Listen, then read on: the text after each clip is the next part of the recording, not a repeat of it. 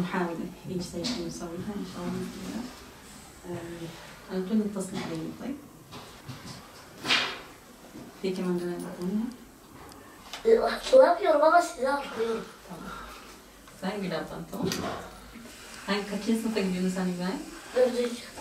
Tamam. يلا خير.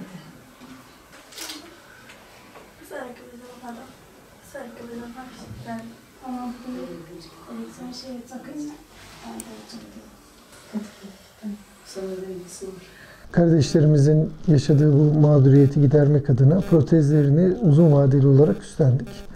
Vakfımızın protez merkezi olan Reyhanlı'daki ailelerimizi, kızlarımızı oraya taşıyacağız.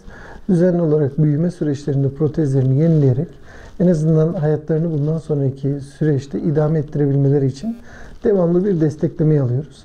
Aynı zamanda bu sürecin yanında kendi bedenlerine sıhhatlerini buldukları zaman da gerekli protez değişimlerini vakıf adına sağlamış olacağız inşallah. Kızlarımız daha önce özellikle Esed'in saldırısında bir otobüs durağında sağ ayaklarını kaybetmişler. Küçük İbrahim'in de ayağında kaslarıyla alakalı bir sıkıntı var. Ön muayenelerini yaptırdık. Ona da bir çözüm bulabilirsek inşallah vakıf adına o tedavileri de üstleneceğiz inşallah. بحب أتشكر على جيتهم واهتمامهم لأنه رح يساعدونا بشان الأطراف بشان ندخل على الجامعة إن شاء الله ويعطيكم العافية والله يجزيكم الخير. بحب أشكر الإيهاها لأنه ساعدونا والله يجزيهم الخير.